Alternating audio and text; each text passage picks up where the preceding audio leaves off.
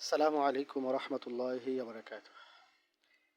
إن الحمد لله وحده الصلاة والسلام على رسول الله من لا نبي بعده. أما بعد، أعوذ بالله من الشيطان الرجيم. بسم الله الرحمن الرحيم. يا أيها الذين آمنوا اتقوا الله حق تقاته ولا تموتن إلا وأنتم مسلمون إلى الآخر الآية.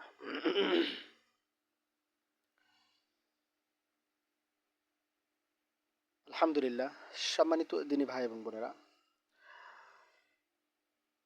আবারও আপনাদের সামনে ছোট্ট একটি ভিডিও নিয়ে উপস্থিত হয়েছি। বেশি লম্বা করব না। যেটা হলো, আমরা সম্প্রতি ছোট্ট একটা ভিডিও ফুটেজ দেখেছি। যে ভিডিও ফুটেজটাই মুফতি আব্দুল হামিদ জাহিরি মুফতি, এই পাগল ব্যক্তি, আমি পাগলও বলি, অনেক সময় ছাগলও বলি, কারণ মানুষ, একজন আলেম এত বড় মিথ্যুক হতে পারে, গবেষণা ছাড়াই কথা বলতে পারে, একজন মুফতি এরকম কাজ করতে পারে, এটা আমার ধারণার বাইরে ছিল। কারণ আমরা অনেক সময় অনেক কথা বললে অনেক সময় দোষ হয়ে যায়, অনেক সময় আমাদেরকে বিতর্কিত আলোচনা করতে হয়। প্রায় সময় আমি বলে থাকি, আমরা করতে চাই না, তারপরে এদের কারণে আমাদেরকে করতে হয়। এই সমস্ত মুফতিরা কি খেয়ে যে লেখাপড়া করে এবং কি খেয়ে যে এরা ঘোড়ার ঘাস কেটেছে আল্লাহ ভালো জানে মাদ্রাসাতে। এই জন্য আসলে এদের ব্যবসায় যখন ভাটা লেগে যায়, ব্যবসায় যখন ভাটা পড়ে যায়, তখন এদের সব থেকে বেশি সমস্যা হয়ে দাঁড়ায় আমরা আহলে হাদিসরা। যার কারণে এরাই অনেক বড় বড় কথা বলতে থাকে। আমি সম্প্রতি যে ভিডিওটা দেখেছি সেটা হলো এই, যে আব্দুল হামিদ, মুফতি আব্দুল হামিদ জাহিরি, কমই ঘরন একজন বিজ্ঞ আলেম। আমি এনাকে বড় আলেম হিসেবে সাব্যস্ত করি। একজন মূর্খ, কোরআন হাদিস বলতে কিছুই জানে না। এর কোরআন হাদিসের জ্ঞান বলতে এর ভিতরে কিচ্ছু নেই। মানুষকে বিভ্রান্ত করার জন্য নিজের ব্যবসায় ভাটা পড়বে বিধায়, ব্যবসা টিকাতে পারবে না বিধায়, মানুষকে মিথ্যা কথা কিভাবে বলতে হয়, বানোয়াট কথা কিভাবে বলতে হয়, কিচ্ছা কিভাবে বলতে হয় বানিয়ে, সেটা এরা সব থেকে বেশি ভালো জানে। কারণ এটা তো আমাদের মুখের কথা না, তাদেরই ঘরের আলেমের মুখের কথা। লুৎফর রহমান ফরায়েজের মুখের কথা ও স্পষ্ট বলেছিল ভিডিও ফুটেজে, লাইভ এসে, যে আহলুল হাদিসদেরকে যদি এখন যদি দামানো না যায়, থামানো না যায়, তাহলে মানুষ আমাদেরকে আর ডাকবে না। আস্তাগফিরুল্লাহ, আস্তাগফিরুল্লাহ। কি ভয় তাদের ভিতরে! অর্থাৎ তাদের দেহের ভিতরে এরকম ভয় কাজ করতেছে, তারা এত বড় বড় আলেম, এত বড় বড় মুফতি নাম দেয়, এত বড় মহাদ্দেশ, এত বড় বড় মাদ্রাসার মহাদ্দেশ মোহতামিম, তাদের অন্তরের ভিতরে, দিলের ভিতরে এত ভয় যে আহলুল হাদিসরা যেভাবে কোরআন হাদিসের কথা বলে যাচ্ছে, এইভাবে যদি কোরআন হাদিসের কথা যদি বলতেই থাকে, তাহলে মানুষ আমাদেরকে আর ডাকবে না, আমাদেরকে ডেকে কিচ্ছা কাহিনী আর শুনবে না, আমাদেরকে আর হাদিয়া দিবে না, তোহফা দিবে না, আমাদেরকে দাওয়াত দিয়ে গরুর গোস্ত, মুরগির গোস্ত, রাহান আমাদেরকে আর খাওয়াবে না। মানে এই ভয়ে তারা আহলুল হাদিসদেরকে দামাতে চাচ্ছে। সম্মানিত দিনী ভাই এবং বোনেরা, আমি বেশি লম্বা করব না, সংক্ষেপে ভিডিওটা আপনাদেরকে বলতে চাচ্ছি। এই আব্দুল হামিদ জাহিরি মুফতি, এই খাচ্ছর, বেকুব, বেয়াদব একটা। আরে যারা নবী সাল্লাল্লাহু আলাইহি সাল্লামের উপরে কটূক্তি করে, নবী সাল্লাল্লাহু আলাইহি সাল্লামের সাহাবীদেরকে নিয়ে মন্তব্য করতে পারে, এদের থেকে বেয়াদব আমি মনে করি পৃথিবীতে আর কেউ নেই। আমরা বলতে গেলে দোষ হয়ে যায়। সম্মানিত দিনী ভাই এবং বোনেরা, বলতে চাচ্ছিলাম, তিনি সম্প্রতি একটা ভিডিওর ভিতরে বলেছেন যে এই পৃথিবীতে আহলুল হাদিস 1942 হিজরি সনের পরের থেকে ছিল না, এর আগে ছিল না, সরি, এর আগে ছিল না, পরে এটা উৎপন্ন হয়েছে। আস্তাগফিরুল্লাহ, মাআযাল্লাহ। উনি আরও একটা কথা বলেছেন যে উপমহাদেশে 200 বছর আগে ইংরেজরা যখন শাসন করেছে, তখন নাকি আহলুল হাদিস বলতে কোনো পরিচয় ছিল না। তখন কিছু শায়েখদের নাম নিয়ে তিনি বলেছেন যে ব্রিটিশ সরকারদের তারা দালাল ছিল। আস্তাগফিরুল্লাহ, আল্লাহ তাআলা মাফ করুক।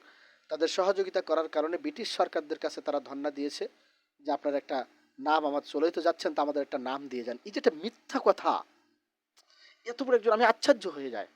আবার এই ভিডিওটা যেই বলদ, মানে যেই বেকুব তৈরি করেছে দাঁড়িয়ে দাঁড়িয়ে, এই আস্থার একটা বেকুব। এর মতো বেকুব মনে হয় পৃথিবীতে আরেকটাও নেই। মানুষ এত বলদ হতে পারে, এত মিথ্যাচার হতে পারে, মিথ্যা কথা বলতে পারে, এটা আমার ধারণার বাহিরে ছিল। একজন আলেম, সাধারণ মানুষ মিথ্যা কথা বলে সেটা হলো সমস্যা, তারা বোঝে না, না বুঝে অনেক সময় বলে থাকে। কিন্তু একজন আলেম, জ্ঞানী ব্যক্তি, কোরআন হাদিসের জ্ঞান আছে থাকা সত্ত্বেও সেই ব্যক্তি এরকম মিথ্যা কথা বলে, এটা আশ্চর্য ব্যাপার। আচ্ছা, উনি আব্দুল হামিদ জাহিরি, উনি বলছেন আহারুল হাদিস এই দেশে ছিল না, এই দেশে তাদের নামগন্ধ ছিল না। 200 বছর আগে ব্রিটিশ সরকার যখন শাসন করে গেছেন, চলে যাচ্ছিল, তখন তারা নাম দিয়ে গেছে আহারুল হাদিস। আস্তাগফিরুল্লাহ। উনি কি হাদিস কি কোনো সময় পড়েননি? উনি কি সাহাবা আজমাইনদের জীবনী কোনোদিন কি উনি দেখেননি? হ্যাঁ, আশ্চর্য ব্যাপার। রাসূল সাল্লাল্লাহু আলাইহি ওয়াসাল্লাম এত হাদিস, বুখারী পড়ায়, মুসলিম পড়ায়, আবু দাউদ পড়ায়, বড় বড় কিতাব ওরা পড়াতেছে মাদ্রাসায়, তালিম দিচ্ছে, ছাত্রদেরকে পড়াচ্ছে। তো ওরা কি কোনো সময় কি একটু দেখে না ওয়া আসহাবুল হাদিস, ওয়া আহলুল হাদিস, এই শব্দগুলো কি ওদের সামনে কোনো সময় আসে না? কিন্তু আসে ঠিকই, কিন্তু এরা বলতে চায় না। কারণ কি জানেন? ব্যবসা বড় মারাত্মক জিনিস। কারণ ব্যবসায় যদি একবার যদি ভাটা লেগে যায়, ব্যবসা যদি একবার যদি সমস্যা হয়ে যায়, তাহলে জীবনে কিন্তু আর ভালো কিছু করতে পারবে না। এই লক্ষ লক্ষ টাকা সাধারণ মানুষের কাছ থেকে ওয়াজের ময়দান থেকে নেওয়া, তারপর আপনার হলো এই ওটাকে কি বলা হয়, মানুষ বেশি বেশি ডাকা, ভাইরাল হওয়া, এগুলো তো আর হতে পারবে না। সঠিক কথাটা মানুষের সামনে যদি তুলে ধরে, কোরআন হাদিসের কথা যদি মানুষের সামনে তুলে ধরে, তাহলে মানুষ আর তাদেরকে ডাকবে না, মানুষ আর তাদেরকে কাছে টানবে না, ভাইরাল হতে পারবে না। এই জন্য এই সমস্ত মিথ্যাচারগুলো তারা ছড়ায়। আস্তাগফিরুল্লাহ।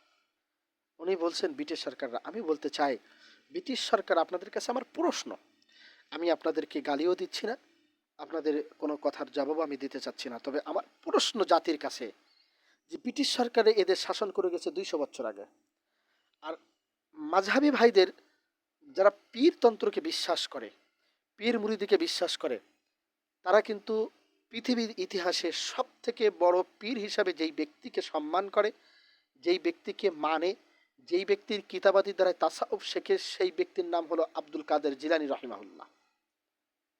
তো উনি তো আজ থেকে 700 বছর আগে কিতাব লিখে গেছেন গনিয়াতুত তালিবিন, যেটা আমাদের বহু লাইব্রেরিতে সচরাচর বাজারে পাওয়া যায়।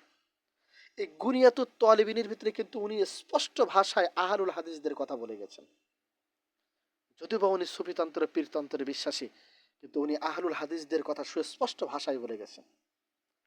তাহলে আমার জাতির কাছে প্রশ্ন এটা, যে আব্দুল হামিদ জাহিরি মুফতি সাহেব, আপনি বললেন যে 200 বছর আগে নাম দিয়ে গেছে, তা 700 বছর আগে আব্দুল কাদের জিলানী তার কিতাবের ভিতরে আহলুল হাদিসের কথা কিভাবে লিখলো? আসলো কিভাবে আমাকে বলেন? আমার প্রশ্নের জবাব দেন আপনি।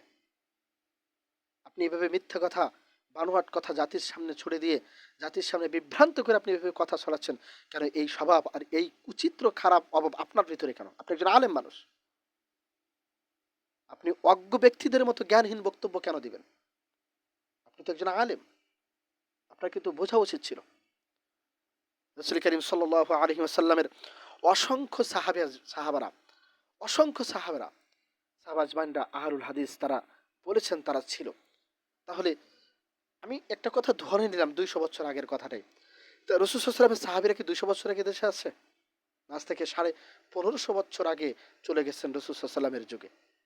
সেখানে তো সুস্পষ্ট বিখ্যাত সাহাবী আবু সাঈদ খুদরি রাদিয়াল্লাহু তাআলা আনহু কোন মুসলিম যুবককে দেখতে পেলে বলতেন, মারহাবা, রাসূল করিম সাল্লাল্লাহু আলাইহি সাল্লামের ওসিয়াত অনুযায়ী আমি তোমাদের সদর সম্ভাষণ জ্ঞাপন করছি। রাসূল সাল্লাল্লাহু আলাইহি সাল্লাম আমাদেরকে তোমাদের জন্য মজলিস প্রশস্ত করে দেওয়া ও তোমাদেরকে হাদিস বুঝিয়ে দেওয়ার হুকুম করে গেছেন। তোমরা আমাদের স্থলাভিষিক্ত, আমাদের পরবর্তী আহলে হাদিস। স্পষ্ট কথা। আপনি এবার বলবেন যে আপনি কোথায় পেলেন এই কথাটা? আমি আপনাকে দলিল দিয়ে দিচ্ছি, আপনি দেখে নেন। আর ওনার কানের ভিতরে সীসা গলার মতো ঢুকাই দেন, যেন উনি একটু বুঝতে পারে যে দলিলগুলো আছে কোরআন হাদিসে। এত বড় বেকু, আমি আশ্চর্য হয়ে যাই। মানুষের কাছ থেকে সামান্য সময় কিছু নাম কামানোর জন্য এইভাবে মিথ্যাচার, এইভাবে ছড়ানো, এটা কোনো আলেমের পক্ষে হতে পারে, এটা আমার জানা ছিল না। হাকিম এই হাদিস বুখারী ও মুসলিমের শর্ত অনুযায়ী বিশুদ্ধ বলেছেন। মুস্তাদরাকে হাকিমের 1ম খণ্ড 88 নম্বর পৃষ্ঠা, শরফু আসহাবিল হাদিস 2য় পৃষ্ঠায় সুস্পষ্ট ভাষায় তাহলে মুস্তাদরাক হাকিমের একম খণ্ডের 88 নম্বর পৃষ্ঠাও স্পষ্ট এই কথাটাই বলেছেন। বিখ্যাত সাহাবী আবু সাঈদ খুদরী রাদিয়াল্লাহু তাআলা আনহু তাদেরকে বলেছেন যে তোমরা আমাদের পরবর্তী আহলে হাদিস। তারা কিন্তু এই কথা বলেননি যে তোমরা আমার পরবর্তী মুসলমান ভাই, তোমরা পরবর্তী। তোমাদের কাছে রাসূল সাল্লাল্লাহু আলাইহি ওয়াসাল্লাম যেই কথাটা বলেছেন, যেটা বলতে বলেছেন, সেটা তোমাদের কাছে আমরা শোনাচ্ছি, কারণ তোমরা এটা মনে রাখবে তোমরা আমাদের পরবর্তীতে আহলে হাদিস। আপনি তাজকিরাতুল হুফফাজের একম খণ্ড 33 নম্বর পৃষ্ঠা খুলুন ও তারিখে বাগদাদ নবম খণ্ড 467 নম্বর পৃষ্ঠা খুলুন, যেখানে আবু হুরায়রা রাদিয়াল্লাহু তাআলা আনহু নিজেকে গর্বের সাথে, আবু হুরায়রা রাদিয়াল্লাহু তাআলা আনহু নিজেকে গর্বের সাথে বলতেন এবং খুব অহংকারের সাথে বলতেন, আহলে হাদিস বলতেন। তিনি বলেন, আমি পৃথিবীর সর্বপ্রথম আহলে হাদিস। সুবহানাল্লাহ, সুবহানাল্লাহ, আলহামদুলিল্লাহ।